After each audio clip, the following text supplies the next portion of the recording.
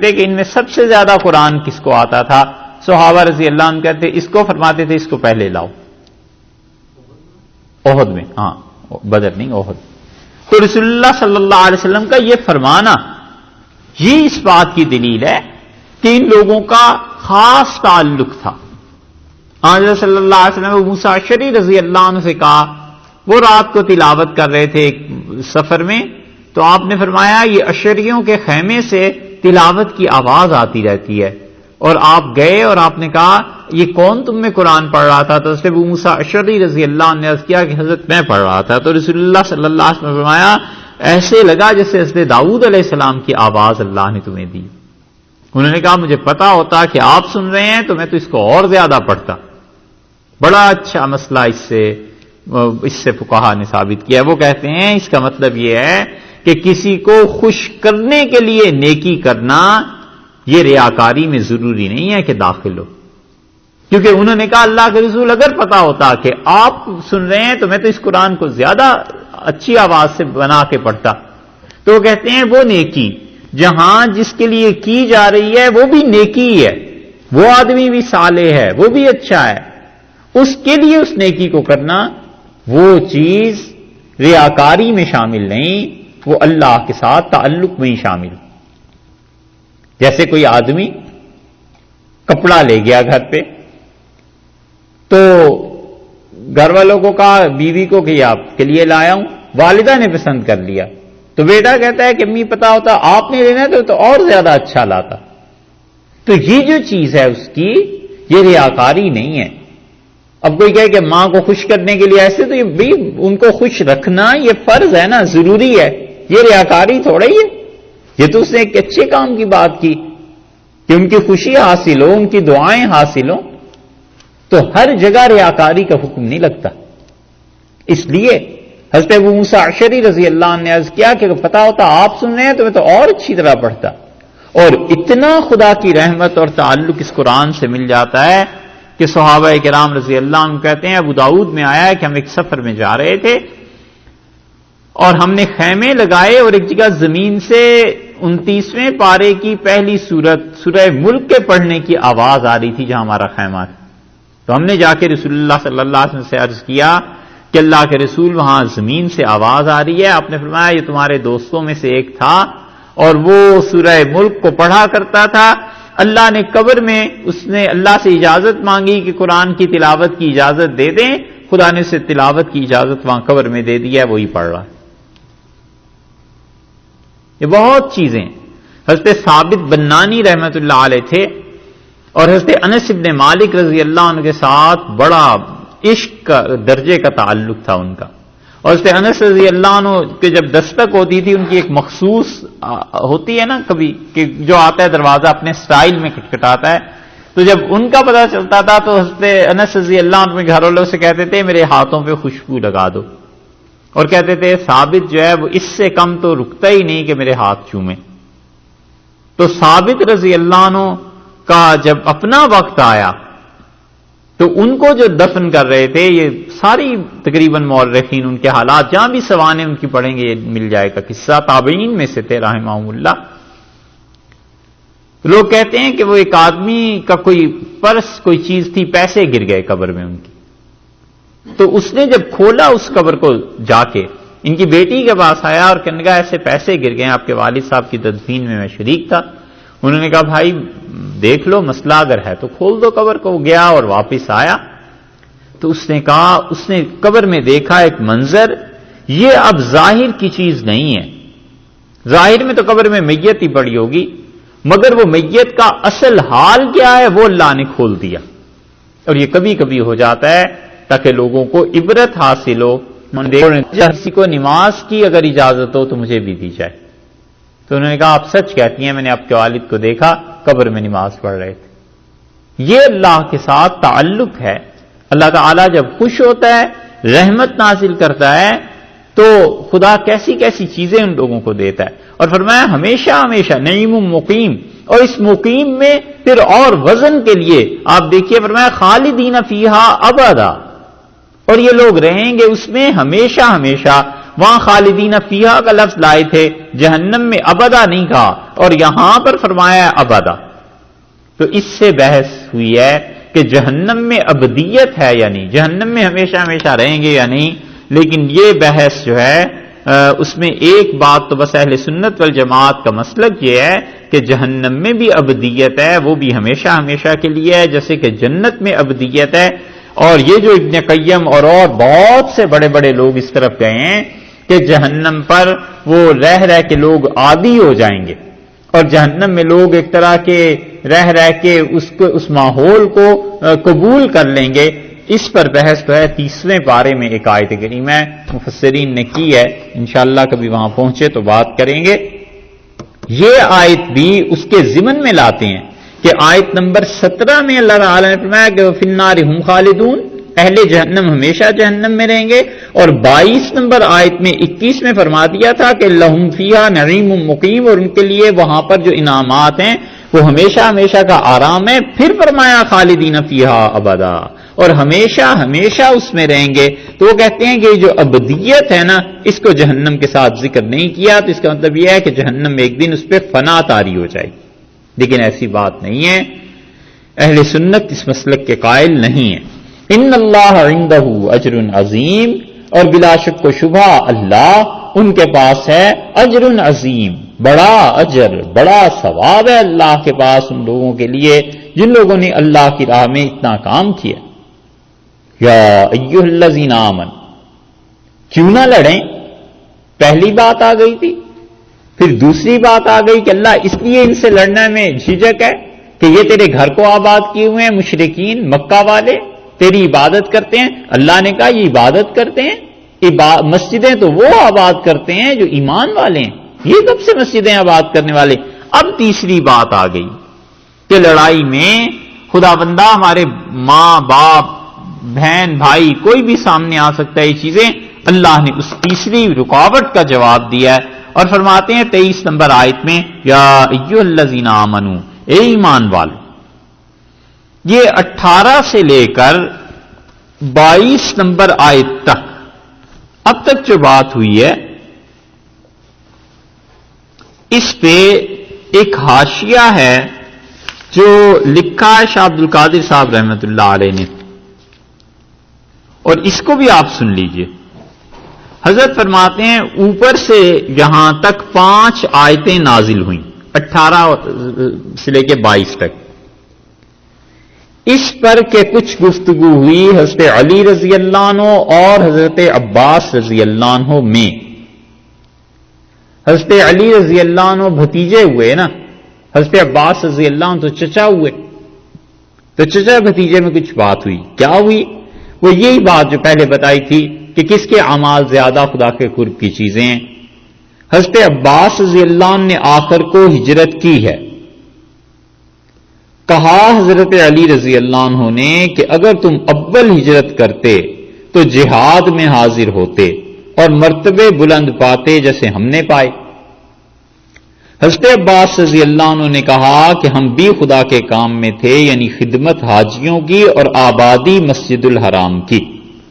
یہی بات ابھی گزری نا ساری.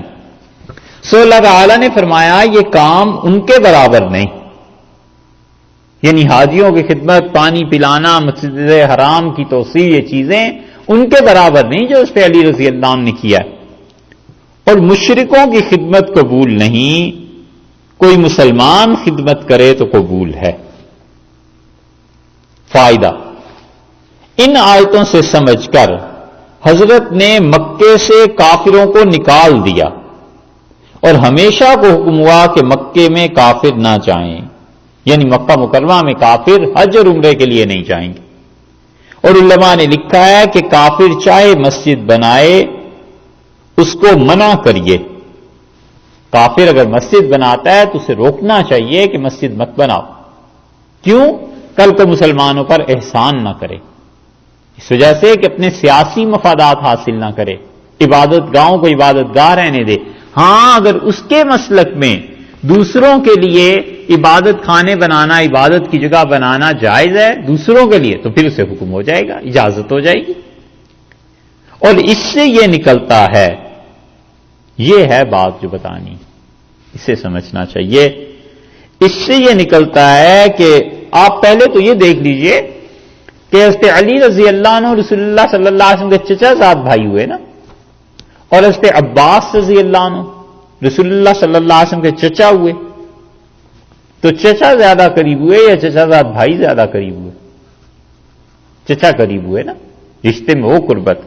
حضرت فرماتے ہیں اس سے یہ نکلتا ہے کہ پیغمبر کی قرابت سے عمل کا درجہ بڑا ہے، کہ حضرت عباس رضی اللہ عنہ قرابت میں قریب تھے اور حضرت علی رضی اللہ عنہ عمل میں زیادہ تھے.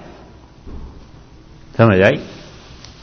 دیکھا کہ قرابت رسول اللہ صلی اللہ علیہ وسلم کی رشتہ داری اس سے زیادہ درجہ عمل کا ہے، کہ ہو تو حضرت صلی اللہ علیہ وسلم کی قرابت میں اولاد میں سید ہو اور عمل نام کا نہ کرے، اسلام کی کوئی خدمت نہ کرے، اور دوسرے امتی ہیں وہ اللہ کے دین کے لیے کام کرتے ہیں، تو اس غرے میں مارے نہیں جانا چاہیے کہ ہم تو رسول اللہ صلی اللہ علیہ وسلم کے اولاد ہیں لہذا ہمارا تو کچھ بھی نہیں، ہم تو ٹھیک ہے جو بھی کر لیں، باقی عمل تو امت کرے.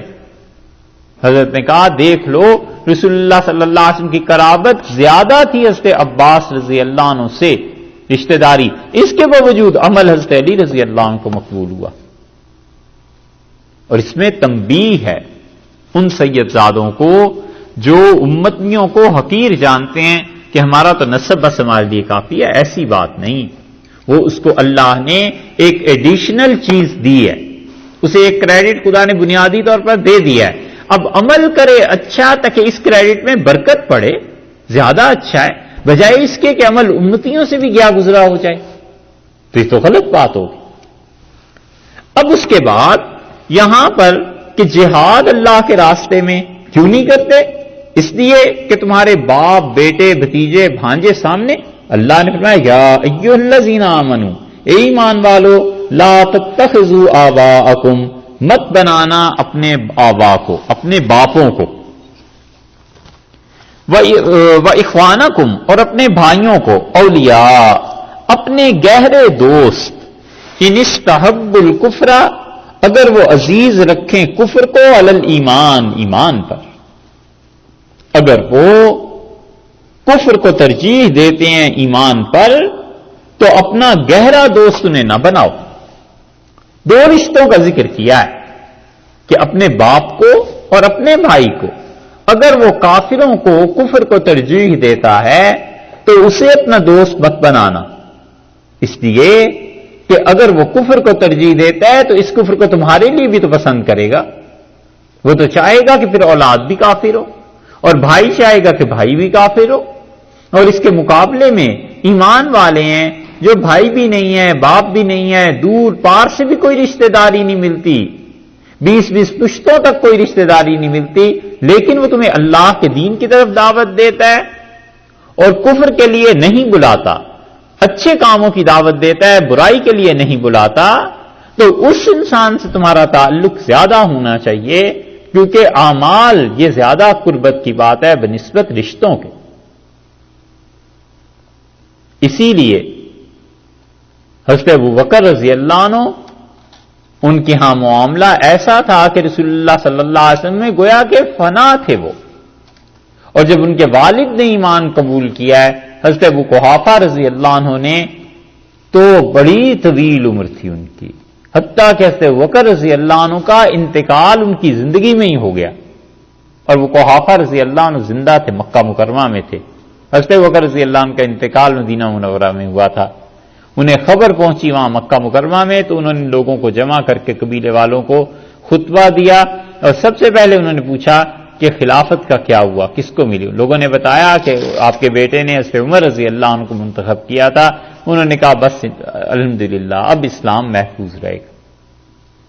تو جب وہ آئے ایمان کے لیے حضرت ابوبکر رضی اللہ عنہ لے کے آئے، تو رسول اللہ صلی اللہ علیہ وسلم ابوبکر یہ بہت بوڑھے ہو گئے، انہیں لانے کی کیا ضرورت تھی، تم مجھے بتاتے تو میں گھر جاتا ہوں. کہا نہیں اللہ کے رسول انہیں آنا چاہیے تھا.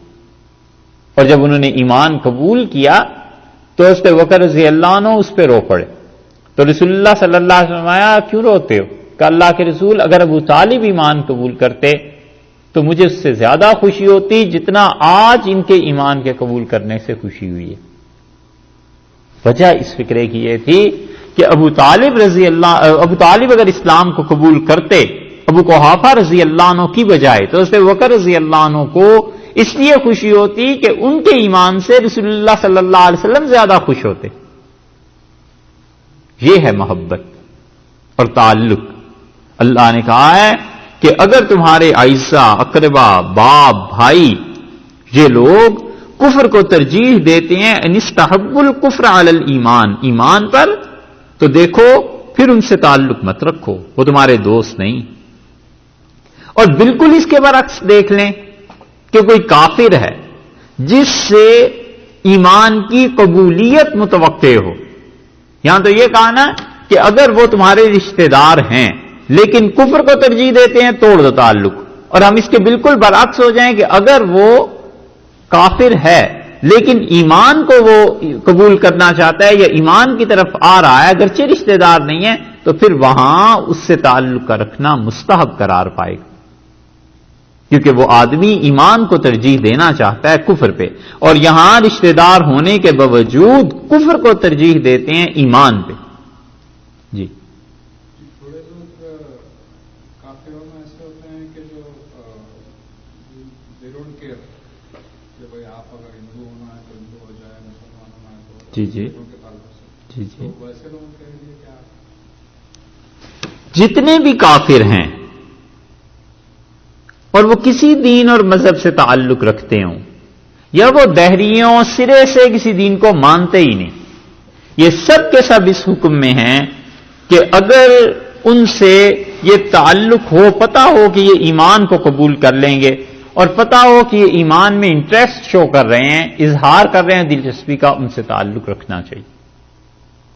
حربی کافر جو بدترین قسم ہے، اس میں بھی کسی کے متعلق پتا چل جائے کہ یہ اسلام قبول کرنا چاہتا ہے۔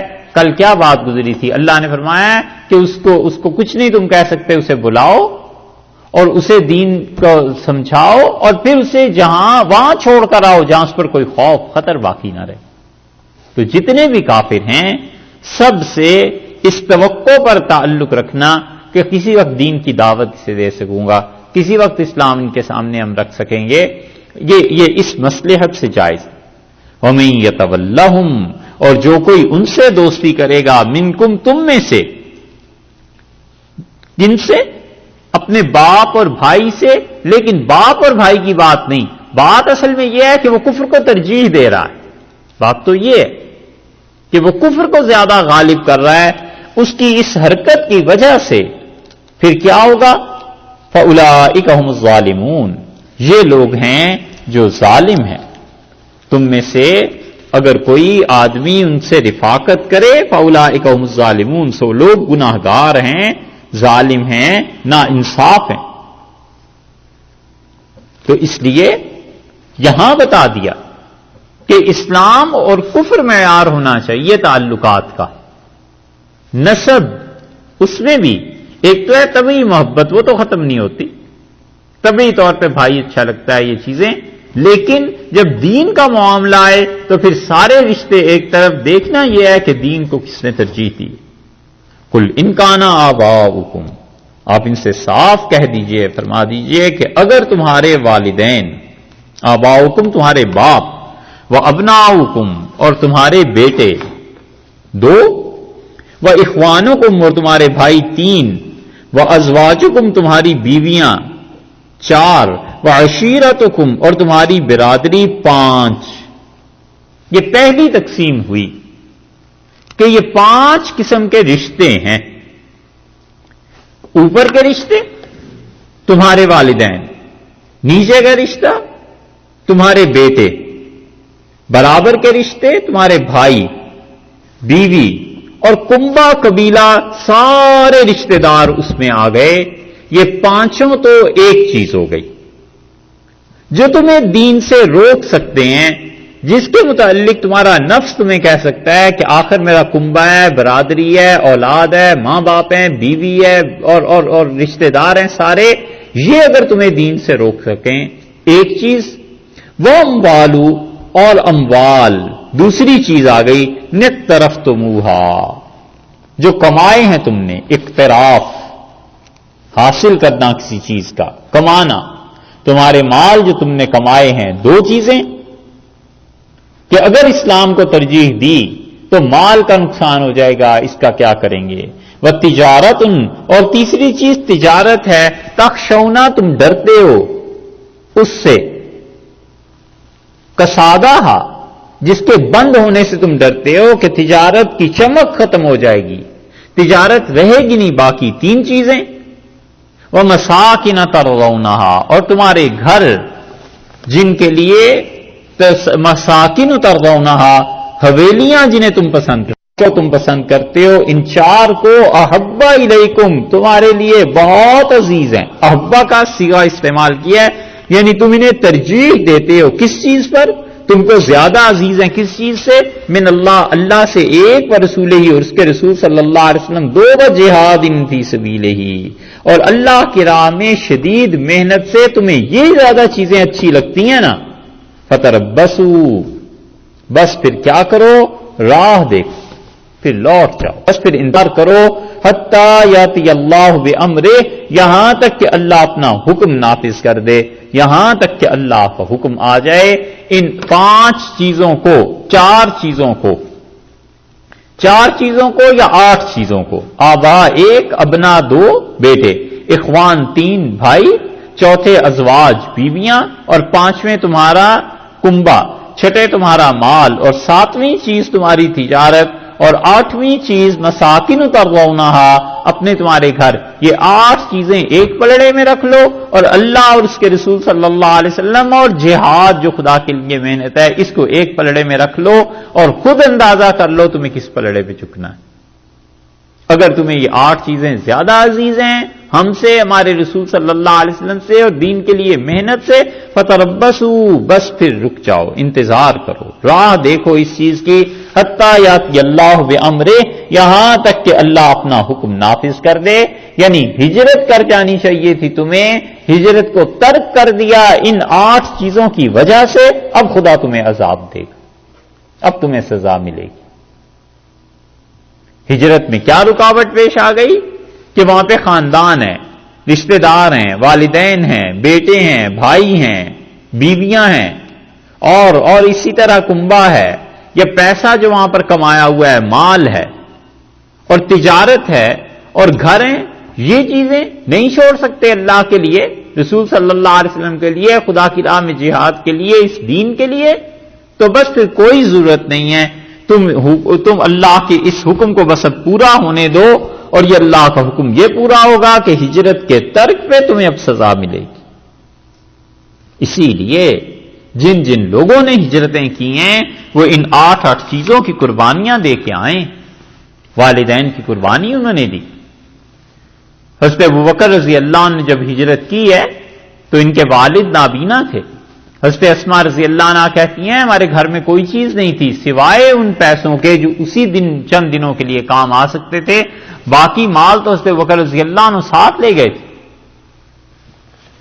اور میرے دادا نے بلایا اور پوچھا ابوبکر کہاں گیا، تو ہم نے آخر تمہیں بتا دیا کہ تو ہجرت کر گئے ہیں۔ تو دادا کو اتنا غصہ آیا ان کا، کچھ چھوڑ کے بھی گیا ہے یا نہیں، انہوں نے ہمیں تھپڑ مارا، مطلب تم لوگوں نے روکا کیوں نہیں باپ کو ہجرت سے؟ تو حضرت اسماء رضی اللہ عنہ کہتی ہیں ہم نے پتھر ایک کپڑے میں باندھ دیے، چھوٹے چھوٹے کنکر، اور ہم نے دادا کے ہاتھ میں دیے، ہم نے کہا دادا یہ دیکھ لیں۔ انہوں نے جب ٹٹولے تو انہوں نے کہا اچھا کچھ موتی کچھ جواہرات چھوڑ گیا۔ غصہ وگرنا اتنا شدید تھا ان کا کہ وہ ساری بات کھل جاتی کہ یہ کیا ہوا ہے اور کیا چیز نہیں۔ تھوڑی قربانیاں دی رسول اللہ صلی اللہ علیہ وسلم، اسی لیے جب آئے ہیں حدیبیہ میں بھی 7 ہجری میں تو بار بار فرماتے رہے رات ہم کہاں رہیں گے، پھر پوچھا رات آج کہاں رہیں گے، پھر پوچھا، اتنی مرتبہ پوچھا کہ صحابہ رضی اللہ عنہ کا اللہ کے رسول آپ عجیب بات کرتے ہیں، آپ کے گھر سارے موجود ہیں؟ تو آپ نے فرمایا کہ حل ترک لنا عقیلاً، عقیل نے کوئی گھر میرا رہنے دیا ہو تو پھر کہوں نا۔ عقیل رضی اللہ عنہ نے سارے گھروں پہ قبضہ کر لیا تھا۔ یہ جو حضرت حسین رضی اللہ عنہ کے قصے میں آتا ہے نا کہ مسلم بن عقیل گئے تھے، یہ مسلم بن عقیل انہی عقیل رضی اللہ عنہ کے بیٹے ہیں، حضرت علی رضی اللہ عنہ کے بھائی تھے. یہ لوگ 4 بھائی تھے حضرت علی رضی اللہ عنہ کے، 4 بھائی تھے، طالب، جعفر اور عقیل اور علی رضی اللہ عنہ، اور چاروں میں 10-10 سال کا فرق تھا. سب کچھ چھوڑ کے چلے گئے. اور اسی طرح ان کے بھائی، اولادیں، بیویاں، بچے کہاں الگ الگ ہو گئے. ایک صحابیہ رضی اللہ عنہ وہ خود اپنا واقعہ بیان کرتی تھی. وہ کہتی تھی جہاں میرا شوہر مجھے چھوڑ کے گیا تھا میں 1 سال تک وہاں آتی تھی، اور مجھے اپنے شوہر سے ایسی محبت تھی کہ میں آ کے وہاں بیٹھتی تھی حتیٰ کہ سورج ڈوب جاتا تھا اور روتی تھی، پھر اپنے گھر چلی جاتی تھی. 1 سال کے بعد قریش مکہ کو عثمان بن طلحہ رضی اللہ عنہ نے جا کے کہا، جو خود اس وقت اگرچہ کافر تھے، انہوں نے کہا اس لڑکی کے حال پہ ترس کھاؤ کچھ، اس کا شوہر چلا گیا ہے، اس غریب کا کیا قصور ہے سوائے اس کے کہ وہ اب مسلمان ہو گئی ہے، جانے دو اسے، نہ یہ ظلم کرو. اور کفار مکہ نے کہا کہ طلحہ تمہیں ہی زیادہ درد ہوتا ہے ایسے لوگوں کا، تم جانو تمہارے کام جان. اور وہ کہتی ہیں طلحہ رضی اللہ عنہ آئے اور انہوں نے مجھے بیٹھے ہوئے دیکھا تو انہوں نے مجھ سے کہا تم کیا چاہتی ہو؟ میں نے کہا میں چاہتی ہوں مجھے مدینہ منورہ بھیج دیں. تو وہ واپس بھی گھر نہیں گئے، اللہ کی قسم انہوں نے اونٹ کو بٹھایا اور مجھے کہا اس پہ بیٹھو. میں بیٹھی اور وہ چلتے رہے اور وہ ایک جگہ جا کے اونٹ کو روک دیتے تھے، مجھے اتار دیتے تھے، پھر میرے لیے کھانا پینا یہ بندوبست کرتے تھے اور ایک طرف جا کے سو جاتے تھے، پھر مجھے اٹھاتے تھے، بٹھاتے تھے، لے کے چلے جاتے تھے. یہاں تک کہ جب مدینہ منورہ نظر آیا تو انہوں نے کہا یہی وہ بستی ہے جہاں تم نے آنا تھا، تمہارے شوہر ہیں؟ میں نے کہا جی. تو انہوں نے کہا یہ لوگ تمہیں رکھ لیں گے، تمہیں اطمینان ہے؟ میں نے کہا بالکل رکھ لیں گے، یہ سب مجھے جانتے ہیں. تو انہوں نے کہا جاؤ. تو میں پیدل چل پڑی اور طلحہ رضی اللہ عنہ اونٹ لے کے واپس چلے گئے. شرافت تھی. حکیم ابن حزام رضی اللہ عنہ نے جو ایمان قبول کیا، انہوں نے عرض کیا اللہ کے رسول جو نیکیاں جاہلیت کے دور میں کرتا رہا ہوں کیا اس کا مجھے کوئی ثواب ملے گا؟ رسول اللہ صلی اللہ علیہ وسلم حکیم یہ جو تم نے اسلام قبول کیا ہے یہ اسی کی برکت. اسی لیے سے طلحہ رضی اللہ عنہ بھی اور بھی بہت سی چیزیں ہوں گی لیکن ایسی نیکیاں بھی کرتے رہے، ایمان آ گیا. ان لوگوں نے اپنے اموال چھوڑ دی. حضرت صہیب رضی اللہ عنہ نے ساری زندگی کا سرمایہ مکہ مکرمہ میں ایک جگہ دبا کر ہجرت کر لی، زمین میں گاڑ دیا اور کافروں نے گھیر لیا کہ تم کدھر جا رہے ہو؟ انہوں نے کہا دیکھو میں تم میں سب سے زیادہ تیر چلانے والا ہوں اور تیر ختم ہو گئے تو تلوار بھی میرے پاس ہے، پھر میں گھوڑے سے اپنے سواری سے نیچے اتروں گا، پھر لڑیں گے، پھر جو بھی ہو. اور ایک چیز یہ ہے کہ تم میرا مال لے لو. تو انہوں نے کہا کیا ہے؟ ان کا میں بتا دیتا ہوں، پھر میری جان چھوڑ دو گے؟ ان کہاں چھوڑ دیں. ان کا فلاں جگہ جاؤ، ساری زندگی کا سرمایہ وہاں ہے اور مجھے رسول اللہ صلی اللہ علیہ وسلم جانے دو، ہجرت کرنے دو. وہ بھاگے واپس اور اس پہ صہیب رضی اللہ عنہ پہنچے اور جا کے عرض کیا رسول اللہ صلی اللہ علیہ وسلم سے. آپ نے فرمایا کیسی ہجرت ہوئی؟ عرض کیا اللہ کے رسول سودا کر کے آیا ہوں. تو فرمایا کیا سودا؟ انہوں نے کہا بس میری جان کی وہی قیمت تھی جو انہوں نے وصول کر لی وہاں. تو رسول اللہ صلی اللہ علیہ وسلم بڑے خوش ہوئے اور آپ نے فرمایا صہیب نے بڑا اچھا سودا کیا ہے، صہیب نے بہت اچھا سودا کیا ہے. غالباً حضرت صہیب رضی اللہ عنہ ہی نے حضرت عمر رضی اللہ عنہ کا جنازہ پڑھایا. یہ تھے یا خبیب تھے؟ مسلم کی روایت میں آتا ہے حضرت عمر رضی اللہ عنہ نے انہیں غالباً حضرت خبیب تھے یا یہ تھے ان کو بلایا اور فرمایا میرا جنازہ تم پڑھانا. ان کی اتنی عزت اور احترام کرتے رہے ہیں یہ سارے صحابہ رضی اللہ عنہ جو ہجرت کر کے گئے اور مظلوم.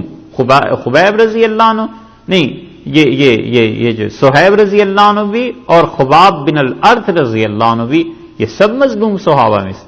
اللہ نے کہا ہے یہ دیکھو، اور تجارت چھوڑ کے چلے گئے اور وہ گھر جن گھروں میں اس کے ساتھ تعلق اور محبت تھی سب چھوڑ کے چلے گئے. اگر کوئی آدمی ان 8 چیزوں کی قربانی نہیں دے سکتا اور اللہ اور رسول صلی اللہ علیہ وسلم جن کی محبت واجب ہے، ضروری ہے، وہ جہاد فی سبیل ہی اور خدا کی راہ میں شدید محنت یہ ضروری ہے، اگر یہ کوئی نہیں کر سکتا اللہ نے کہا لوٹ جاؤ پھر بس، یہاں تک کہ خدا تمہیں سزا دے، ہجرت نہ کرنے کی سزا تمہیں اللہ دے. یہ آیت ان آیات میں سے ہے کہ آدمی اس پہ اپنے آپ کو تول لے، خود ہی پتہ چل جائے گا کہ میرا مقام کیا ہے.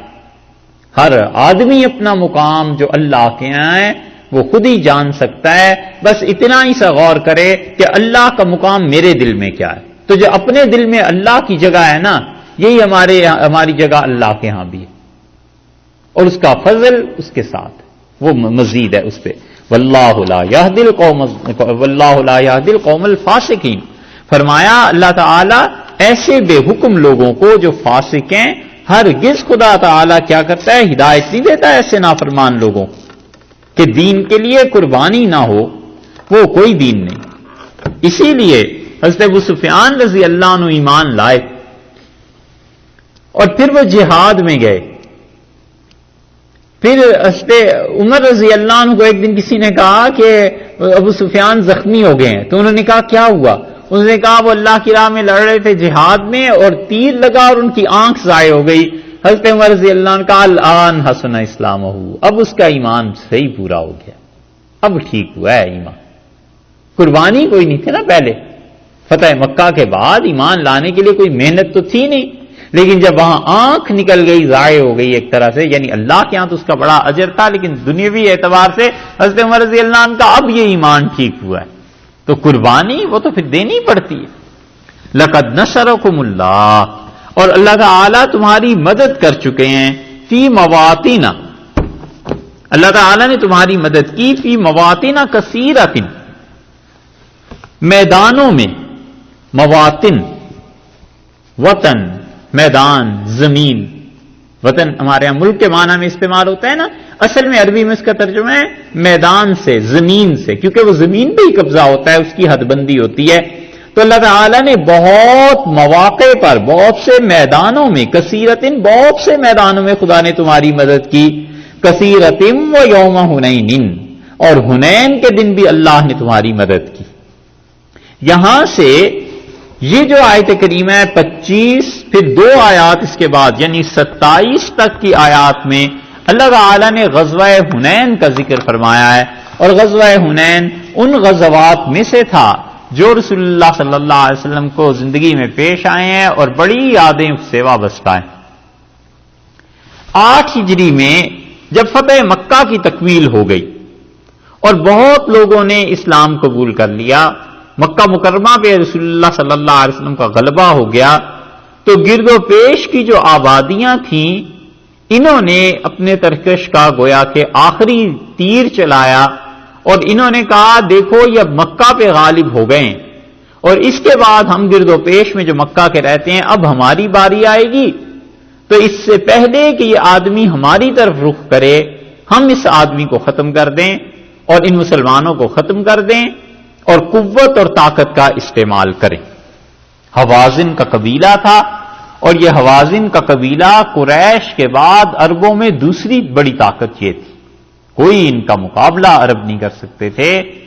اسی لیے آپ دیکھیں گے رسول اللہ صلی اللہ علیہ وسلم کے مقابلے میں یہ کیا کچھ لے کے آئے، تو حوازن جو تھے یہ قریش کے بعد دوسری بڑی طاقت گنی جاتی تھی، اور ان کے اور قریش کے درمیان رقابت چلتی رہتی تھی،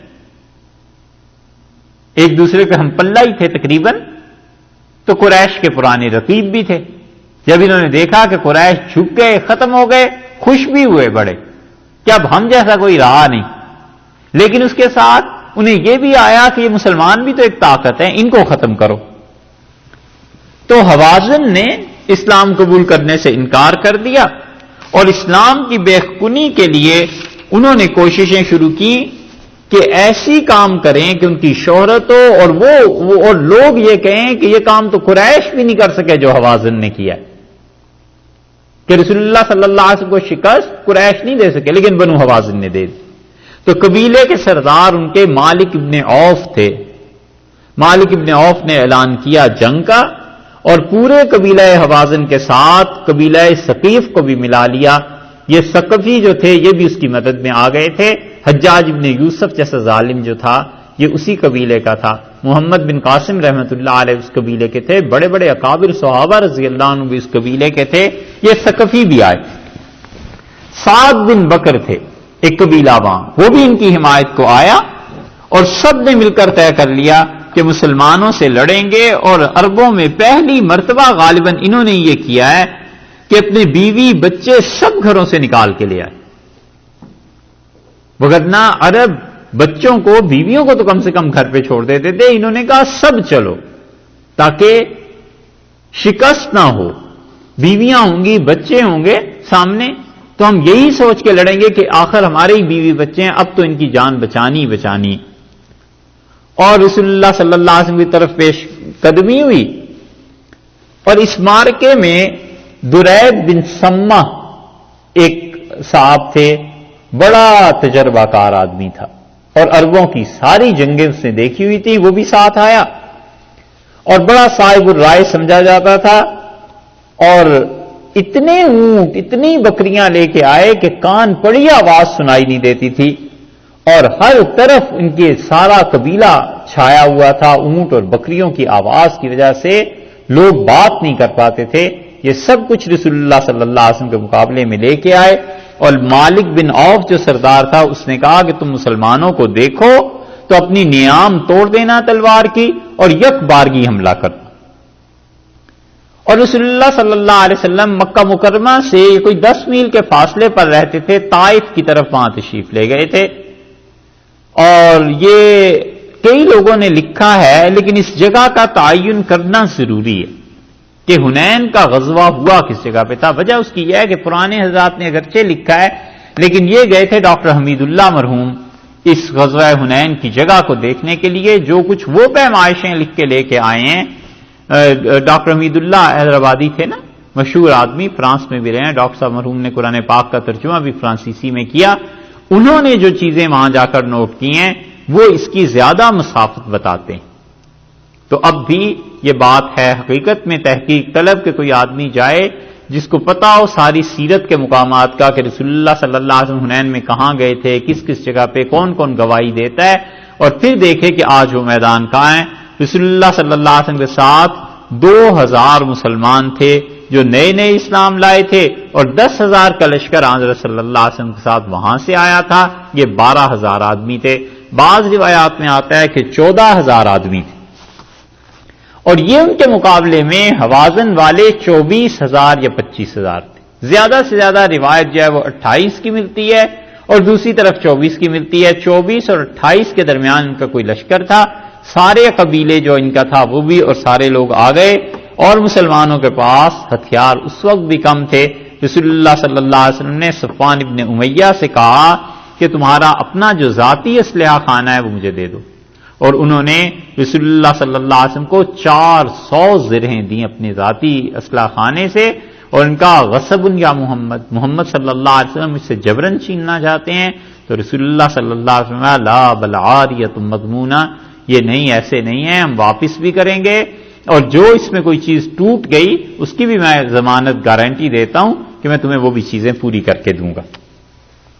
ایسے ہی رسول اللہ صلی اللہ علیہ وسلم نے ایک اور کافر تھا، اس سے بھی نیزے لیے، وہ 3000 نیزے رسول اللہ صلی اللہ علیہ وسلم اس سے مل گئے، اور یہ ساری چیزیں لے کے حضرت صلی اللہ علیہ وسلم چلے، اور اسی راستے میں یہ واقعہ پیش آیا ہے کہ جو نئے نئے مسلمان ہوئے تھے نا، انہوں نے ایک درخت کو، جس درخت پہ سارے مشرکین مکہ ایک خاص درخت ہوتا تھا، اس پہ کپڑے اسلحہ لٹکا دیا کرتے تھے۔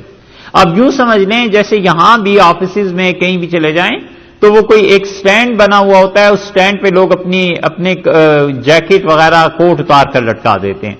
آرمی میں دیکھ لیں تو وہاں اپنی کیپ اتار کے رکھنے کے لیے ٹیبل پڑا ہوگا یا کوئی نہ کوئی سٹینڈ بنا ہوا ہوتا ہے، اس پہ اپنی ٹوپیوں کو لگا دیتے ہیں۔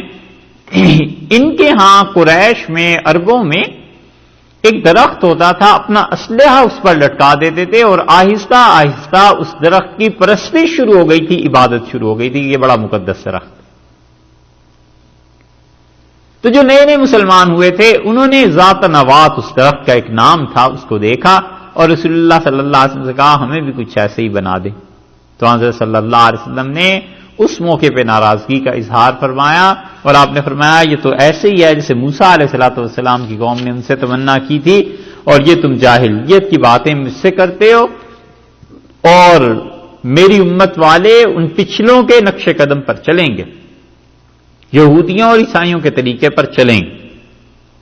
اور رسول اللہ صلی اللہ علیہ وسلم نے جو برا منایا تھا اسی وجہ سے کہ لوگوں نے ایسی تمنا کی، مگر یہ تھے وہ جو نئے نئے مسلمان ہوئے تھے۔ یہ روایت ترمذی وغیرہ میں آئی ہے، اور اس کی تشریح اس لیے ضروری ہے کہ اہل تشریح یہ کہتے ہیں کہ ان کا ایمان تو یہ تھا کہ فتح مکہ کے بعد بھی شرک کی تمنا کر رہے تھے۔ وہ کہتے ہیں یہ تو ایسے ہی مسلمان تھے۔ صحابہ رضی اللہ عنہ پہ الیاذ باللہ اعتراض کرتے ہیں، حالانکہ یہ وہ لوگ تھے جو نئے نئے مسلمان ہوئے تھے۔ مسلمان جب حنین میں داخل ہوئے تو شوال کی 10 تاریخ تھی 8 ہجری کی، اور رمضان 8 ہجری میں مکہ فتح ہوا تھا، تو شوال اس کے بعد 1 مہینہ ہی سمجھ لیں، 1 مہینے کے بعد یہ مارکہ پیش آیا۔ اور صبح جب بالکل ابھی سورج طلوع ہو رہا تھا، نشیب میں انہوں نے اترنا شروع کیا، اور حوازن نے کیا کیا، راتوں رات وہ اس گھاٹی کے دونوں طرف بیٹھ گئے، اور زبردست تیر انداز بھی تھے، انہوں نے مسلمانوں کو آگے بڑھنے دیا۔ حتیٰ کہ مسلمان حیران ہوئے کہ یہ پیچھے میدان جنگ انہوں نے منتخب کیوں کیا، آگے کیوں نہیں کیا۔ اور جب مسلمان ان کے نرغے میں آ گئے تو انہوں نے اچانک اوپر سے تیر چلانے شروع کر دیے، اور اتنا زیادہ وہاں پر گھمسان پڑ گیا، صحابہ رضی اللہ عنہ بالکل تتر بتر ہو گئے، ہر کوئی بھاگنے لگا کہ کیا ہے، اور افواہ اڑ گئی کہ رسول اللہ صلی اللہ علیہ وسلم شہید ہو گئے ہیں۔ غزوہ احد میں جو کچھ ہوا تھا وہ یہاں بھی، اور مسلمانوں کے بظاہر قدم اکھڑ گئے، اور مکہ کے جو لوگ نئے آئے ہوئے تھے 2000 انہوں نے پہلے ایسی چیزیں دیکھی نہیں تھیں، وہ سب سے پہلے اکھڑے ہیں، اور جب وہ اکھڑے ہیں تو لشکر میں بھگدڑ ایک طرح کی مچ گئی، اور مختلف باتیں ہونے لگیں، یہاں تک کہ حوازن نے کہا کہ اب ان کا پیچھا کرو، اور یہ قطعاً ان کو ہم نہیں چھوڑیں گے، اب تو جدہ کے ساحل تک پہنچیں گے اور جا کے انہیں سمندر میں ڈبو دیں گے۔ مسلمانوں کو جتنی تھوڑی سی سزا اللہ تعالی کی طرف سے، یا سزا تو زیادہ ہے، عتاب کا لفظ کہیے، عتاب جو تھا اللہ تعالی کی طرف سے ہو گیا۔ اور رسول اللہ صلی اللہ علیہ وسلم سفید رنگ کا بڑا ایک خچر ہوتا ہے، خچر ہمارے یہاں چھوٹے ہوتے ہیں، وہ عربوں کے یہاں جو خچر سواری کے لیے استعمال ہوتے ہیں وہ گھوڑے سے تھوڑا سا چھوٹا ہوتا تھا، شہبا اس کا نام تھا۔ رسول اللہ صلی اللہ علیہ وسلم اس پہ سوار تھے، اور آپ نے حضرت عباس رضی اللہ عنہ کو بلایا۔ اس وقت بھی 300 سے زیادہ صحابہ کرام رضی اللہ عنہ رسول اللہ صلی اللہ علیہ وسلم کے ساتھ گھیرا ڈالے ہوئے تھے۔ اس عبداللہ ابن مسعود رضی اللہ عنہ کی روایت میں آتا ہے، وہ نام گنتے تھے کہ فلاں فلاں فلاں فلاں، یہ سب تھے، اور رسول اللہ صلی اللہ علیہ وسلم بلا تکلف ان تیروں میں آگے چلتے گئے۔ اتنی شجاعت تھی حضرت صلی اللہ علیہ وسلم کی۔ حضرت علی رضی اللہ عنہ کہتے تھے جب لوگوں کی گردنیں اتر رہی ہوتی تھی میدان جنگ میں، اور ہاتھ کٹ رہے ہوتے تھے، تلوار جو پکڑتے تھے، کنا نتقا، تو میں بھی اور ہم لوگ رسول اللہ صلی اللہ علیہ وسلم کے پیچھے پناہ لیتے تھے۔ تو حضرت صلی اللہ علیہ وسلم بلا تکلف آگے چلتے چلے گئے، اور آپ بار بار کہہ رہے تھے کہ انا النبی لا کذب، میں جھوٹا نبی نہیں ہوں، انا ابن عبد المطلب، میں عبد المطلب کا بیٹا ہوں، میں اس کے خاندان سے ہوں، انا ابن العواتق، میں نے عاتقاؤں کا دودھ پیا ہے۔ رسول اللہ صلی اللہ علیہ وسلم جن خواتین نے دودھ پلایا تھا ان میں عاتقہ نام کی بھی کچھ خواتین تھیں، تو رسول اللہ صلی اللہ علیہ وسلم نے فرمایا میں نے ان کا دودھ پیا ہے، میں کیسے پیچھے چلا جاؤں۔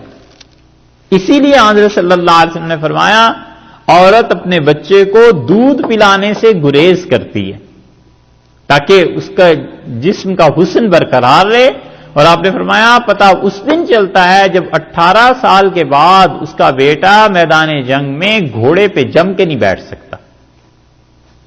اس لیے آپ فرماتے تھے کہ بچوں کو دودھ اس کی ماں پلائے، فرمایا 18 سال بعد اس کا نقصان ظاہر ہوتا ہے کہ اس کا بیٹا ڈرپوک ہو جاتا ہے، وگرنہ جس طرح کا وہ دودھ پیتا ہے اس کا اثر تو آنا ہی ہے لا محالہ۔ لیکن یہ تو باتیں ہیں جب گھوڑے کی پیٹھ پہ بیٹھنا ہو، اور اگر سننا ہو میوزک اور قالین کے کس کس قسم کے اور پتہ نہیں کیا کیا چیزیں بنی ہوئی ہیں یہاں پہ، تو پھر اس کو کیا ضرورت ہے؟ پھر تو ڈبے کا دودھ بھی کافی ہے نا، کیونکہ کام جو کوئی نہیں کرنے آگے۔ وہ مائیں جو تھیں انہیں پتا ہوتا تھا کہ کیسا دودھ ہے اور کیا چیز ہے۔ ایسی مائیں تھیں جو اپنے بچوں کو باوضو دودھ پلاتی تھی، اسے عبادت سمجھتی تھیں، اور وضو کر کے دودھ پلایا کرتی تھیں تاکہ پاک دودھ بچے کے جسم میں جائے۔ ایسی مائیں اب کہاں۔ تو رسول اللہ صلی اللہ علیہ وسلم نے اسی لیے فرمایا کہ میں عاتقاؤں کا بیٹا ہوں، اور حضرت صلی اللہ علیہ وسلم نے زمین سے مٹی اٹھائی اور اٹھا کر ان کی طرف پھینک دی، اور یہ معجزہ حضرت صلی اللہ علیہ وسلم کا دوبارہ ظاہر ہوا کہ کافروں کی اس میں آنکھوں میں مٹی پڑی، اور اس پہ عباس رضی اللہ عنہ کو رسول اللہ صلی اللہ علیہ وسلم نے بلایا، اور اس پہ عباس رضی اللہ عنہ کی آواز بہت بلند تھی۔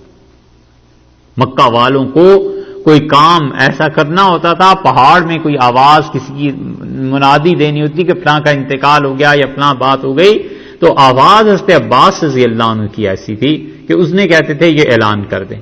حضرت عباس رضی اللہ عنہ کو آپ نے بلایا اور آپ نے فرمایا عباس لوگوں کو بلاؤ اور لوگوں کو کہو کہ یا معاشر الانصار، انصار والے کہاں گئے؟ یا اصحاب الشجرہ، وہ درخت والے کہاں گئے؟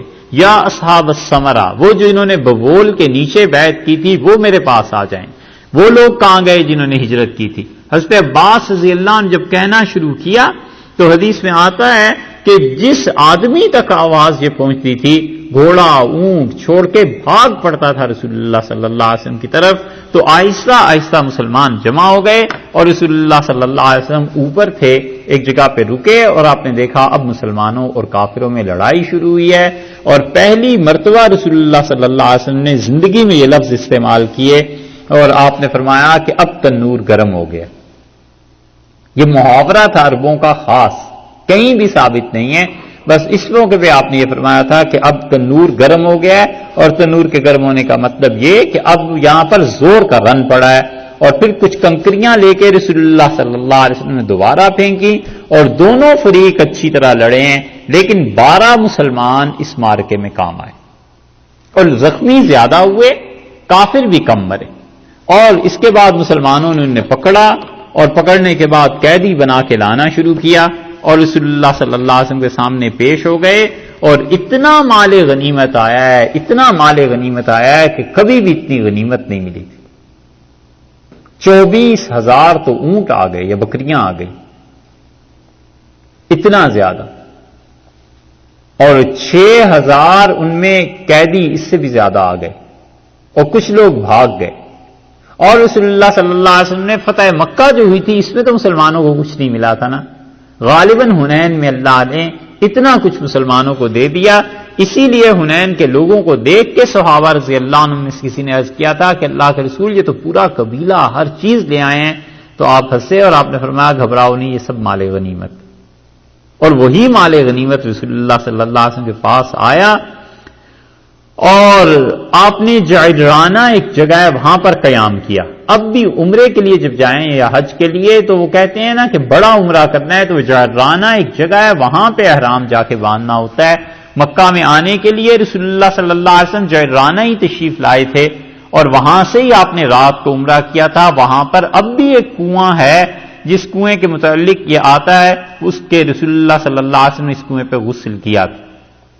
یہ تو حدیث میں آیا ہے کہ آپ نے غسل کیا، احرام باندھا اور راتوں رات مکہ مکرمہ آئے، عمرہ ادا کیا اور تشریف لے گئے واپس۔ لیکن کیا وہ کنواں اب بھی ہے؟ عرب کہتے ہیں یہ وہی کنواں ہے جعرانہ کے مقام پہ۔ غزوہ حنین سے واپسی پہ حضرت صلی اللہ علیہ وسلم یہاں رکے اور مال غنیمت کی تقسیم رسول اللہ صلی اللہ علیہ وسلم نے کی، اور آپ نے بلایا، اور حضرت ابو سفیان رضی اللہ عنہ کے دونوں بیٹے، ایک تھے حضرت معاویہ رضی اللہ عنہ اور دوسرے بیٹے ان کا نام تھا یزید بن ابو سفیان رضی اللہ عنہ کو رسول اللہ صلی اللہ علیہ وسلم نے دل کھول کے دیا، بہت کچھ دیا۔ یزید بن ابو سفیان کو اتنی صلاحیتوں کے آدمی تھے کہ حضرت عمر رضی اللہ عنہ نے بصرہ میں، حضرت بکر رضی اللہ عنہ نے اپنا گورنر مقرر کیا تھا نا شام میں، اور پھر حضرت عمر رضی اللہ عنہ نے انہیں وہیں رکھا، شام سے واپس نہیں بلایا۔ اسی لیے پھر بعد میں حضرت معاویہ رضی اللہ عنہ جب شام گئے ہیں تو بھائی جو تھے ان کے سارا قبیلے کنبے سب انہیں جانتے تھے۔ حضرت معاویہ رضی اللہ عنہ پھر شام میں رہے، پھر ان کی حکومت وہاں بن گئی، اور پھر انہوں نے بغاوت کی تھی خلافت کے خلاف، حضرت علی رضی اللہ عنہ کے خلاف، اور رسول اللہ صلی اللہ علیہ وسلم نے حکیم ابن حزام کو بھی بلایا جنہوں نے فدیہ ادا کیا تھا بدر میں۔ حضرت صلی اللہ علیہ وسلم لے لو جتنا تم چاہو، اور انہوں نے مال کو جمع کیا، پھر اٹھانا چاہا، سونا اور چاندی اٹھا نہیں سکے، پھر انہوں نے رکاب سے کم کیا، پھر کم کیا، اتنا کچھ، اور نضر ابن حارث رضی اللہ عنہ کو رسول اللہ صلی اللہ علیہ وسلم نے دیا۔ یہ سارا مال غنیمت جب آیا اور تقسیم ہوا تو جو نئے نئے انصاری صحابہ رضی اللہ عنہ میں جو بھی لڑکے تھے، بچے تھے، رسول اللہ صلی اللہ علیہ وسلم وہاں رہے ہی کتنے برس سے؟ 9 برس رہے تھے۔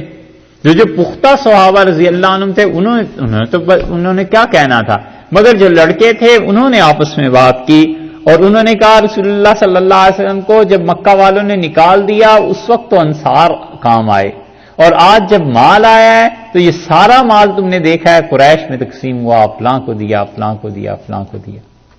اور رسول اللہ صلی اللہ علیہ وسلم نے، ایک روایت میں آتا ہے کہ بیت اللہ میں پہنچ کے اور دروازے بند کرائے حرم کے، اور آپ نے فرمایا صرف انصار آئے، اور انصار جب آئے تو رسول اللہ صلی اللہ علیہ وسلم نے بٹھا لیا، اور آپ نے فرمایا انصار ایسی بات نہیں ہے، ایسی بات نہیں تھی کہ تم سب گمراہ تھے اور اللہ نے میرے ذریعے تمہیں ہدایت دی، اور تم سب لوگ غریب اور مفلس تھے اور اللہ نے میرے ذریعے تمہیں مال دیا، اور تم سب لوگ ایک دوسرے کے دشمن تھے، کاٹتے تھے ایک دوسرے کی گردنوں کو، اور اللہ نے میرے ذریعے تم لوگوں کو امن دیا اور میرے ذریعے تمہیں خدا نے جوڑ دیا۔ کہ اللہ کے رسول، یہ اللہ کا احسان، آپ کی مہربانی، آپ نے ایسے کیا۔ رسول اللہ صلی اللہ علیہ وسلم نے فرمایا مجھے جواب دو۔ کہا ہم عرض کرتے ہیں یہ آپ کا احسان ہے، آپ نے پھر فرمایا جواب دو، اور پھر رسول اللہ صلی اللہ علیہ وسلم نے فرمایا انصار یہ بات نہیں ہے، اگر تم مجھ سے کہو تو تم یہ کہہ سکتے ہو اور تم سچ کہو گے، اور میں تمہاری اس سچائی کی بھی تائید کروں گا، میں یہ نہیں کہوں گا کہ تم غلط کہتے ہو۔ تم کہہ سکتے ہو کہ محمد صلی اللہ علیہ وسلم کو تو لوگوں نے جھوٹا کہا تھا، ہم تھے جنہوں نے سچا کہا تھا، اور رسول اللہ صلی اللہ علیہ وسلم کو لوگوں نے چھوڑ دیا تھا، ہم نے مدینہ منورہ میں پناہ دی تھی، اور تم یہ کہہ سکتے ہو کہ رسول اللہ صلی اللہ علیہ وسلم کا ہاتھ خالی تھا جب وہ آئے تھے، اور ہم نے نبی کریم صلی اللہ علیہ وسلم کے ہاتھوں کو بھرا ہے۔ اور آپ نے فرمایا انصار یہ کیا باتیں ہیں جو میں تمہارے متعلق سن رہا ہوں؟ کوئی آدمی ایسا نہیں تھا جو نہ رو پڑا ہو، اور جب ان کی سسکیاں یا ہچکیاں بلند ہوئی ہیں، رسول اللہ صلی اللہ علیہ وسلم نے فرمایا انصار جو کچھ میں نے انہیں دیا ہے یہ نئے نئے مسلمان ہوئے تھے، ان کا دل رکھنے کے لیے دیا ہے، اور تم کیا کہتے ہو؟ تم اس پہ راضی نہیں ہو کہ یہ لوگ بھیڑ بکریاں اونٹ اپنے گھروں کو لے جائیں اپنے خیموں میں، اور تم مجھے اپنے خیمے میں لے جاؤ؟ انصار اللہ کی قسم جس کے قبضے میں میری جان ہے، تم جس چیز کو لے کے جاؤ گے آج اپنے ساتھ مدینہ وہ زیادہ اچھا ہے تمہارے لیے اس سارے مال غنیمت سے جو یہ لے کے جا رہے ہیں۔ اور انصار تم کیا سمجھتے ہو؟ انصار ہی کا میں اگر فرد ہوتا ایک، اگر میں مکہ میں پیدا نہ ہوا ہوتا۔ اور آپ نے فرمایا انصار تم اپنے متعلق کیا سوچتے ہو؟ ساری دنیا اللہ کی قسم ایک طرف چلے اور انصار تم ایک طرف چلو، لسلکت وادی الانصار، انصار میں تمہارے ساتھ تمہارے راستے پہ چل، اور میں تمہاری وادی کو اختیار کر لوں۔ اور انصار تم تو میرے لیے ایسے ہو جیسے جسم سے نیچے لگا ہوا کپڑا ہوتا ہے جو جسم کے ساتھ، اور باقی سارے یہ لوگ جو ہیں یہ تو میرے لیے وہ کپڑے ہیں جو میں نے اوپر سے اوڑھ لیے ہیں اور اوپر سے پہن لیے۔ اور رسول اللہ صلی اللہ علیہ وسلم انصار کیا تم اس پہ خوش نہیں ہو کہ میرا مرنا میرا جینا اب تمہارے ہی ساتھ ہو گیا اور ان لوگوں کے ساتھ نہیں ہوا؟ اور پھر رسول اللہ صلی اللہ علیہ وسلم فرمایا اللہ رحم کر ان انصار پر اور ان کی اولاد پر اور ان کے پوتوں پر اور ان کے نواسوں پر اور ان کے بعد بھی جو آئیں ان پر بھی رحم کر۔ بہت دعائیں انصار کو دی رسول اللہ صلی اللہ علیہ وسلم نے، اور آپ نے حکم دیا کہ حوازن والوں کو چھوڑ دیں، حنین میں جو آئے تھے، اور آپ نے کہا تم لوگ اسلام قبول کر لو۔ بعض روایات میں آتا ہے کہ 20 دن کے بعد ایک وفد، اور بعض میں آتا ہے کہ 10 دن کے بعد 14 آدمیوں کا ایک وفد آیا، اور انہوں نے آ کے عرض کیا اللہ کے رسول آپ ہماری بات مان جائیں اور آپ ہمارے قیدی واپس کر دیں۔ رسول اللہ صلی اللہ علیہ وسلم قیدیوں کو تقسیم کر چکے تھے، تو آپ نے فرمایا یہ بتاؤ کہ تمہیں اپنی اولاد، بیویاں، بچے، یہ ساری چیزیں زیادہ عزیز ہیں یا وہ جو پیسہ ہے، جو اونٹ ہیں، بکریاں جو تقسیم ہو گئیں وہ؟ انہوں نے کہا جی ہمیں تو اپنی عورتیں اور بچے اور یہ سب چیزیں عزیز ہیں، قیدی جو ہو گئے ہیں۔ تو رسول اللہ صلی اللہ علیہ وسلم نے فرمایا اچھا اس طرح کرو، اب تو میں تقسیم کر چکا، میں تو کسی سے کچھ نہیں کہہ سکتا۔ اتنی احتیاط کی ہے زندگی اور اتنا بڑا سبق ہے مسلمانوں کے لیے۔ آپ نے فرمایا تم ایسے کرنا کل صبح نماز کے بعد کھڑے ہو جانا، اور یہ لفظ کہنا کہ مسلمانوں ہم رسول اللہ صلی اللہ علیہ وسلم کی سفارش کرتے ہیں تم سے، اور اللہ کے رسول صلی اللہ علیہ وسلم ہم آپ کے سامنے سفارش کرتے ہیں ان مسلمانوں کی کہ آپ لوگ ہمارے غلام چھوڑ دیں اور ہماری عورتوں کو واپس بھیج دیں. تو صبح نماز سے جب فراغت ہوئی انہوں نے ایسے کیا تو رسول اللہ صلی اللہ علیہ وسلم بھائی میرے حصے میں اور عبد المطلب کی ساری اولاد کے حصے میں جو آتے ہیں وہ میں نے تمہیں دے دیے. اور آپ نے انصار اور مہاجرین سے کہا کہ میں بھی ان کی سفارش کرتا ہوں جو ان کا حصہ ہے انہیں واپس دے دو. تو بنو فزارہ، بنو سلیم اور بنو تمیم کے 3 آدمی تھے جنہوں نے کہا ہم اپنے قیدی نہیں دیں گے، باقی سب نے واپس کر دیے. رسول اللہ صلی اللہ علیہ وسلم تم اگر واپس کرو تو غنیمت میں تمہارے چھٹے حصے سے بھی زیادہ تمہیں دوں گا. اور اس کے بعد نبی کریم صلی اللہ علیہ وسلم نے فرمایا دیکھو بھئی یہ انہوں نے سارے مجمع نے کہا ہے اور میں اسے درست نہیں سمجھتا کہ کسی کی بھی ملکیت کو یوں مجمع میں اس سے دستبرداری لی جائے. تم ایک ایک آدمی سے ملو اور جو راضی نہیں ہے ان کو ایک طرف کرو، جو راضی ہیں ایک طرف کرو، پھر میں فیصلہ کر دوں گا. اور پھر شام تک کوئی ایسا آدمی نہیں تھا جو اس پہ راضی نہ ہو گیا ہو. اور رسول اللہ صلی اللہ علیہ وسلم نے ان سارے قیدیوں کو جو آئے تھے ایک ایک کے لیے کپڑے منگوائے اور رسول اللہ صلی اللہ علیہ وسلم یہ میری طرف سے تم تحفہ رکھو. اور ہوا یہ کہ ایک عورت تھی قید میں اور رسول اللہ صلی اللہ علیہ وسلم سے لوگوں نے کہا اللہ کے رسول ایک لڑکی ہے اور وہ کہتی ہے کہ وہ آپ کی بہن ہے تو اس کا کیا کریں؟ رسول اللہ صلی اللہ علیہ وسلم فرمایا اسے بلاؤ. تو حدیث میں آیا جب اسے بلایا گیا تو وہ شیما تھی. انہوں نے کہا آپ نے مجھے پہچانا؟ تو رسول اللہ صلی اللہ علیہ وسلم میں نے تو نہیں پہچانا، عمر گزر گئی تھی. اس نے کہا میں حلیمہ کی بیٹی ہوں شیما اور میں بچپن میں آپ کو کھلاتی تھی اور اس وقت میری نوعمری تھی، آپ بالکل ہی بچے تھے. تو حضرت صلی اللہ علیہ وسلم نے فرمایا کہ اس کا کیا ثبوت ہے؟ تو اس نے اپنا ہاتھ پیش کیا، اس نے کہا یہ تم نے بچپن میں کاٹا تھا مجھے. تو رسول اللہ صلی اللہ علیہ وسلم کو یاد آ گیا، اٹھ کھڑے ہوئے، چادر بچھائی، بہن کو بٹھایا، فرمایا کیا خدمت؟ تو اس نے کہا میں تمہیں ایک نصیحت کروں، میری بات مانو. تو حضرت صلی اللہ علیہ وسلم نے پوچھا کیا بات؟ جیسے بڑی بہنیں ہوتی ہیں نا نصیحت کرتی ہیں. اس نے کہا ان سب کو آزاد کر دو وگرنہ لوگ یہ کہیں گے کہ وہ لڑکا جو حوازن میں پلا تھا اور وہاں کا دودھ پیا تھا جب بڑا ہوا تو اس نے اپنے ہی قبیلے کو فتح کیا اور پھر وہیں کی عورتوں کو تقسیم کرا دیا اور وہیں کے مردوں کو غلام بنا لیا. یہ آنے والے لوگ جو ہیں بعد والی نسلیں تمہیں کیا یاد کریں گی؟ تو رسول اللہ صلی اللہ علیہ وسلم چپ ہو گئے اور آپ نے فرمایا کہ میں اپنا حصہ چھوڑتا ہوں اور بہن میں آپ کی بات پہ سوچتا ہوں. اور پھر سارے قیدی آزاد ہو گئے اور رسول اللہ صلی اللہ علیہ وسلم نے اصرار کیا کہ وہ آپ کے پاس رکیں. آپ نے فرمایا شیما 2 صورتیں ہیں، تم چاہو تو میرے ساتھ رک جاؤ اور آپ چاہیں تو میں آپ کو کچھ دے دوں. انہوں نے کہا مجھے میری قوم میں واپس بھیج دیں. اور رسول اللہ صلی اللہ علیہ وسلم نے 3 غلام انہیں دیے، ایک باندی دی، بکریاں دیں. اور صحابہ رضی اللہ عنہ کہتے ہیں پھر رسول اللہ صلی اللہ علیہ وسلم کو اپنی والدہ حلیمہ کی یاد آئی اور بہت دیر ان سے باتیں کرتے رہے. اور جب تک شیما کو اونٹ پہ سوار کرا کے بھیجا اور جب تک وہ نظروں سے اوجھل نہیں ہو گئی رسول اللہ صلی اللہ علیہ وسلم بیٹھے نہیں. اور جب بیٹھے تو آپ کی آنکھوں سے آنسو بھی گرے کیونکہ آپ کو یاد آئی اپنے بچپن کی اور جو کچھ رسول اللہ صلی اللہ علیہ وسلم کے ساتھ وہاں پر ہوا تھا اور جس شفقت اور محبت سے ان لوگوں نے رکھا تھا. تو حنین سے فارغ ہو کر پھر رسول اللہ صلی اللہ علیہ وسلم نے عمرہ کیا ہے. یہ سارا واقعہ جو ہے یہ 8 ہجری کا ہے، ذی قعدہ کے مہینے میں. شوال میں یہ ہوا غزوہ حنین، 8 ہجری میں مکہ فتح ہوا رمضان میں، شوال میں حنین ہوا اور ذی قعدہ میں جو رسول اللہ صلی اللہ علیہ وسلم نے موقع دے دیا تھا کہ تم اسلام قبول کر لو، یہ لوگ اسلام میں داخل ہوئے ہیں. اور حوازن کا قبیلہ ان کی زبان، ان کی عربی بہت ممتاز سمجھی جاتی تھی. عرب جو تھے وہ حوازن کی عربی پر رشک کرتے تھے. اسی لیے رسول اللہ صلی اللہ علیہ وسلم نے کسی سے کہا تھا کہ عربیت کے متعلق آپ نے فرمایا اول تو میں قریش میں پیدا ہوا ہوں اور پھر تمہیں پتہ ہے میں نے بچپن کہاں گزارا ہے؟ حوازن میں. یعنی میری لغت جو ہے بہت اچھی ہے. حنین میں ایک چیز یہ پیش آ گئی کہ صحابہ کرام رضی اللہ عنہم نے آپس میں بات کی. انہوں نے کہا آج ہم پہ کون غالب ہو سکتا ہے؟ 14,000 انہوں نے کہا آج ہمیں کون شکست دے سکتا ہے؟ یعنی احد میں، بدر میں جب تھوڑے تھے اس وقت نہیں پٹ سکے تو اب کیا پٹائی ہو سکتی ہے؟ کس کی اتنی ہمت؟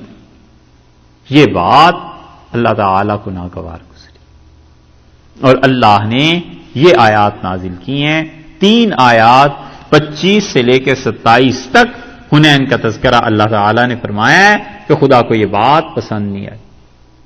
یہ جو گفتگو ہے نا، یہ جو آزمائش ہے، یہ آزمائش لپٹی رہتی ہے زبان کے ساتھ، مت بولے، کبھی نہ بولے۔ البلاء موکل بالنطق، خالد ابن ولید رضی اللہ عنہ کہتے تھے مصیبت زبان کے ساتھ چمٹی رہتی ہے، بس تم بولے اور مصیبت آئی، کیونکہ جو دعویٰ کرے گا اس کی آزمائش بھی تو ہوگی، جو اپنے آپ کو پاک کہے گا اس کا ثبوت بھی تو دینا پڑے گا۔ اس لیے کبھی بھی غیر ضروری بات نہ کرے، یہ زبان کا کہا ہوا اور عجب، اپنے آپ پہ اچھائی کی نظر، یہ آدمی کو اتنا خراب کر دیتی ہے کہ آدمی بنا بنایا کھیل بگاڑ لیتا ہے۔ صحابہ کرام رضی اللہ عنہ کے منہ سے ایک جملہ نکلا ہے، رسول اللہ صلی اللہ علیہ وسلم موجود ہیں، اس کے باوجود دیکھ لیجئے کیا ہوا ہے۔ اللہ نے فرمایا لقد نصرکم اللہ، اللہ نے تم لوگوں کی مدد کی فی مواطن کثیرۃ، بہت سے میدانوں، بدر میں، احد میں، کس کس جگہ پہ، یہی حنین ہی کا غزوہ ہے کہ رسول اللہ صلی اللہ علیہ وسلم حضرت ابو بردہ رضی اللہ عنہ کہتے ہیں میں حاضر ہوا، ایک آدمی بیٹھا ہوا تھا اور رسول اللہ صلی اللہ علیہ وسلم، تو آپ نے فرمایا میں سو رہا تھا اور تلوار میں نے لٹکا دی تھی اس درخت پہ، اور یہ آیا ہے اور اس سے میری تلوار نکال لی، اور اس نے کہا کہ کون تمہیں اب بچا سکتا ہے میری اس تلوار کی ضرب سے؟ تو میں نے اس سے کہا اللہ، تو پھر اس کے ہاتھ سے چھوٹ گئی اور یہ بیٹھا ہوا ہے میرے سامنے۔ اسی غزوے کا تذکرہ اللہ تعالیٰ نے فرمایا کتنی جگہ مدد کی، کتنی جگہ اللہ نے تمہاری مدد کی۔ اللہ تعالیٰ نے ایسے ایسے مواقع پر مدد کی، بدر میں، احد میں، کس کس مقام پہ خدا تعالیٰ نے تمہاری مدد کی ہے۔ حتیٰ کہ مفسرین میں سے بعض ایسے ہیں جنہوں نے مواقع گنوانے شروع کیے ہیں اور وہ کہتے ہیں کہ یہ 80 میدان ایسے ہیں جہاں اللہ نے مسلمانوں کی مدد کی، پوری تاریخ انہوں نے چھانی ہے۔ رسول اللہ صلی اللہ علیہ وسلم کی حیات طیبہ کے 23 برس انہوں نے کہا یہ 80 مواقع ایسے ہیں جہاں خالصتاً اللہ کی مدد آئی۔ وَيَوْمَ حُنَيْنٍ، اور حنین کے دن اللہ نے تمہاری مدد کی، اذ اعجبتکم کثرتکم، جب تم اترا رہے تھے اپنے بہت ہونے پہ، اپنی کثرت پہ تم اترا رہے تھے۔ یہ ہے وہ بات کہ اترانا اور اپنے ساتھ اچھائی کا تعلق اور اپنی ذات میں خوبی کو دیکھنا، سب چیزیں برباد ہو جاتی ہیں۔ یہ عجب ایسی چیز ہے کہ بنا بنایا کھیل بگاڑ دیتا ہے۔ کسی چیز پہ اپنے آپ کو اچھا نہ سمجھے، اپنی عقل کو غیر معمولی سمجھنا، اپنی تدبیر کے متعلق سمجھنا کہ میرے جیسی تو کوئی تدبیر کر ہی نہیں سکتا، یہ سب چیزیں دھری کی دھری رہ جاتی ہیں اور اللہ کی طرف سے آزمائش پیش آ جاتی ہے۔ عجب یہ ہے کہ آدمی کاموں میں اچھائی کی نسبت اپنی طرف کرے، نہ کرے ایسے۔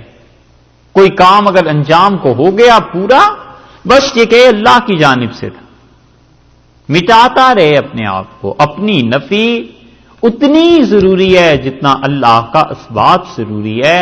اگر اللہ کا اثبات نہیں کرے گا، اللہ کو نہیں مانے گا تو کفر ہو جائے گا، اور اپنی ذات کا بھی جو اثبات ہے اپنی ذات کو بھی مانتا رہے گا تو یہ بھی کفر سے کوئی کم حرکت نہیں۔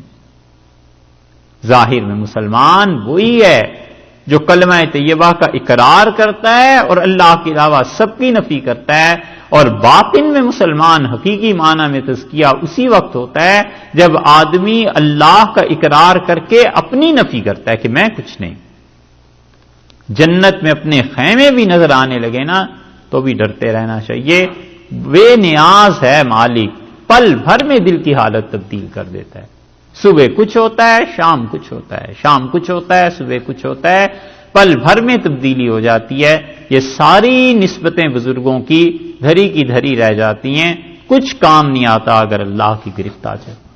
اس لیے یہ ناز اور یہ ساری چیزیں سوچ سمجھ کے آدمی کرے، کبھی بھی اپنے ساتھ اچھائی کا جوڑ نہ دیکھے. جو اچھا کام ہے یہ اللہ ہی نے کروا لیا اور اللہ ہی نے لے لیا ہے. یہ ہے حفاظت. اللہ نے فرمایا اذ اعجبتکم کثرتکم، جب تم اترائے اپنی کثرت پہ کہ ہم بہت ہیں، فلم تغن عنکم، سو کیا ہوا؟ فلم تغنے، پھر وہ کچھ بھی کام نہ آیا، عنکم تم سے، شیئن ذرہ بھی تمہیں کام نہ دیا تمہاری کثرت نے. پھر کیا ہو گیا تھا؟ زیادہ تھے، لڑنا تھا، کیا ہوا پھر؟ کوئی کام آئی تمہاری کثرت؟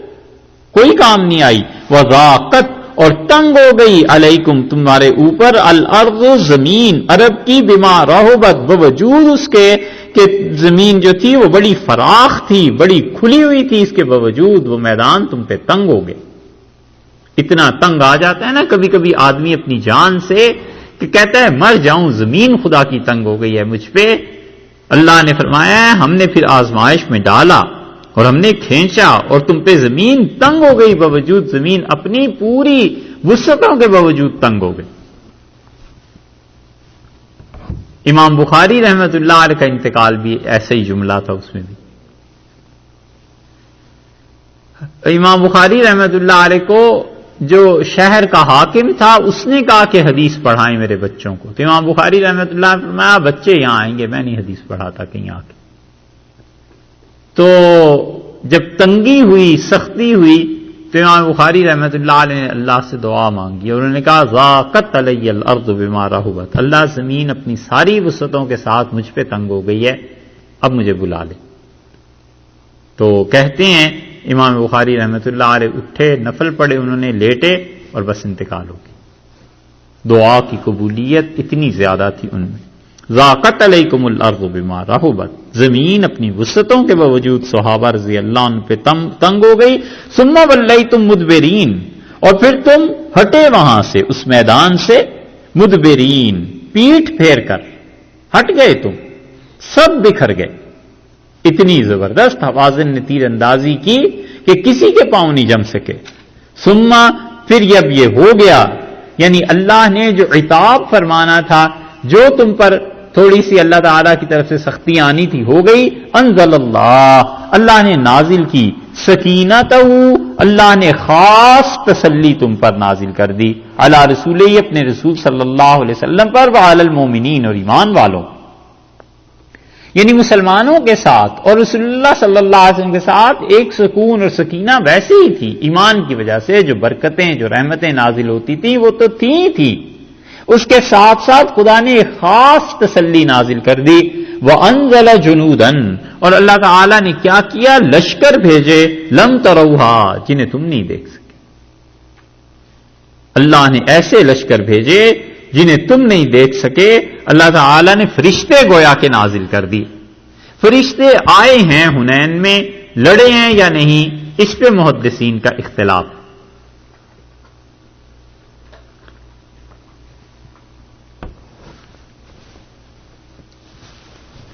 بعض کہتے ہیں کہ حنین میں فرشتے لڑے اور بعض کہتے ہیں نہیں لڑے، صرف مدد کے لیے آئے تھے اور مسلمانوں کو ان کی وجہ سے سکون ملا، ان کا دل جم گیا. وَعَذَّبَ الَّذِينَ كَفَرُوا، اور اللہ تعالی نے کیا کیا؟ عذاب دیا، مار دی خدا نے کافروں کو. وَذَلِكَ جَزَاءُ الْكَافِرِينَ، اور یہی سزا ہے منکروں کی کہ جو اللہ کا انکار کرتے ہیں، کفر کرتے ہیں، ان کو ایسی سزا ملنی چاہیے. یہ آیت کریمہ ان آیات میں سے ہے جو قرآن پاک میں اللہ نے سکون کا ذکر کیا ہے. 6 آیات. یہ آیات جو 6 ہیں ان کو یاد کرنا چاہیے اور زندگی میں جس موقع پر بھی بے سکونی ہو اس میں بار بار ان آیات کی تلاوت کرنی چاہیے. یہ بزرگوں نے لکھا ہے اور ہے بھی تجربے کی بات. وہ کہتے ہیں کہ جس وجہ سے بھی بے سکونی ہو، 1000 چیزیں ہوتی ہیں، بے سکونی ہوتی ہے، انتظار سے بے سکونی پیدا ہو جاتی ہے، کسی نے آنا تھا نہیں آیا، پیسے سے بے سکونی ہو جاتی ہے، قرض سے بے سکونی ہو جاتی ہے، اور بیماری سے، بچوں کے حالات سے، اسی طرح غصہ آ جاتا ہے کسی چیز پہ. اسی طرح اعلی حاصل قیاس عمر کا ایک حصہ ہوتا ہے جوانی کا، اور اس میں بے سکونی ہوتی ہے شدید انسان کو، یا اکیلا ہوتا ہے، تنہائی ہوتی ہے. سب سے مؤثر نسخہ یہ ہے کہ ان آیات کو پڑھتا رہے. اللہ سکون نازل کرتا ہے، اور اللہ تعالی کی طرف سے بہت جگہ پر جو تذکرہ ہے نا سکون کا، یہ 6 آیات شاید پہلے لکھوائی تھی ایک جگہ، ہے نا، یہ ان میں سے ہے۔ اور اسی طرح آیات شفا بھی یاد کر لینی چاہیے۔ جب بھی کوئی بیمار ہو، اللہ نے جہاں جہاں قرآن پاک میں شفا کا ذکر کیا ہے کہ اللہ ایسے لوگوں کو شفا دیتے ہیں، بیماروں کو وہ سکھانی چاہیے کہ یہ پڑھتے رہو، اور اس کا عجیب و غریب اثر ہوتا ہے۔ عجیب و غریب ایسا اثر بھی ہم نے دیکھا کہ بعض مریض پڑھتے رہے، ڈاکٹر بدل گیا۔ ایک مرتبہ تو اتنی عجیب بات ہوئی کہ ایک مریض تھا، اور ہمارے ہاں بہت ڈاکٹر سے کسی کی سمجھ میں نہیں آ رہا تھا کہ اس کو مرض کیا ہے۔ 8 ڈاکٹرز نے اسے دیکھا، وہ پورا بورڈ ہی ایک طرح کا ہو گیا، بیٹھ کے سر پیٹ لیا کہ اس کو کیا ہے۔ اور اچانک ایک صاحب تھے، وہ جا رہے تھے کہیں گھر کو، وہ بھی ڈاکٹر تھے، راستے میں اسپتال دیکھ کے رکے اور کہنے لگے کہ واش روم مجھے یوز کرنا ہے، اجازت ہے؟ ہم نے کہا جی ضرور۔ تو کسی ڈاکٹر صاحب نے کہا کہ آپ کا تعارف؟ ان کا میں فلاں جگہ پڑھا ہوں، ایسے ڈاکٹر ہوں۔ ان کا سر اگر آپ ایک مریض ہمارا دیکھ لیں۔ انہوں نے اس مریض کو دیکھا اور جو دوائی انہوں نے تجویز کی، چند دنوں میں بات نہیں ٹھیک ہو گئی۔ ہم نے اس سے پوچھا کہ آپ یہ کیا کرتے رہے؟ انہوں نے کہا آیات شفا پڑھتا رہا۔ تو ہم نے کہا یہ دیکھو اسی کی برکت، ایک آدمی اچانک رکا ہے، اللہ کی طرف سے کام ہو گیا، بندوبست ہو گیا۔ تو جہاں جو آیات شفا ہیں یہ پڑھنی چاہیے۔ اسی طرح یہ آیات سکون ہیں، آدمی صبح شام پڑھتا رہے تو اللہ کی طرف سے سکون نازل ہوتا ہے۔ اللہ نے فرمایا خاص تسلی اللہ نے نازل کی اپنے رسول صلی اللہ علیہ وسلم پہ اور ایمان والوں پہ، وَأَنزَلَ جُنُودًا لَّمْ تَرَوْهَا، اور اللہ نے ایسے فرشتوں کو بھیجا جنہیں تم دیکھ نہیں سکتے تھے۔ جنودن فرمایا لشکر، ایک آدھ بھی نہیں، کئی فرشتے آئے۔ اقبال نے کیا کہا ہے؟ پھر فضائے بدر پیدا کر، فرشتے تیری نصرت کو اتر سکتے ہیں گردوں سے کتار اندر کتار۔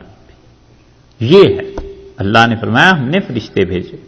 ثم یتوب اللہ، پھر اللہ تعالی نے کیا کیا؟ توجہ کرے گا، اللہ تعالی نے توبہ دے دی، من بعد ذالک، اس کے بعد علی من یشاء، جس کو اللہ نے چاہا اس کے بعد توبہ کی توفیق خدا دے دے گا۔ صیغہ تو ہے مضارع کا کہ اللہ توبہ کی توفیق بنو حوازن کو دے دے گا، لیکن مراد ماضی ہے کہ حوازن والے جو لڑنے آئے ہوئے تھے اللہ نے انہیں توبہ کی توفیق دے دی، انہوں نے خود اسلام کی طرف رجوع کر لیا، اور رسول اللہ صلی اللہ علیہ وسلم جب انہیں پھیرا واپس پلٹا دیا تو پھر تقریباً سارا حوازن کا قبیلہ مسلمان ہو گیا۔ انہوں نے جب عنایات دیکھی، جب ہستی کو دیکھا، شخصیت کو، یہ چیزیں ہو گئی۔ اسی لیے کافروں کے لیے ایک دروازہ یہ کھلا رکھنا چاہیے کہ وہ مسلمانوں کے قریب آئیں، دیکھیں کہ مسلمان کیسے اچھے لوگ ہوتے ہیں، اللہ انہیں ہدایت دے اور اللہ تعالیٰ انہیں صحیح چیز دکھا دے کہ مسلمان تو اتنے اچھے اخلاق کے، اتنے نرم دل کے ایسے ہوتے۔ فرمایا واللہ غفور الرحیم، اللہ تعالیٰ مغفرت فرمانے والے ہیں، رحم کرنے والے، یعنی یہ جو کچھ بھی ہوا ہے اللہ تعالیٰ نے توبہ کی توفیق دی، معاف کر دیا۔ ان کافروں میں سے اکثر ایسے تھے جو مسلمان ہو گئے، اور اللہ تعالیٰ نے انہیں بڑا مقام دیا صحابہ کرام رضی اللہ عنہ۔ یہ جو غزوہ حنین کے بعد ہوا ہے، پھر وہ طائف، حنین کے بعد پھر طائف کی باری آئی ہے، اور رسول اللہ صلی اللہ علیہ وسلم کے آگے تشریف لے گئے ہیں، لیکن طائف کا تذکرہ یہاں نہیں ہوا۔ اب اس کے بعد تبوک کا تذکرہ آگے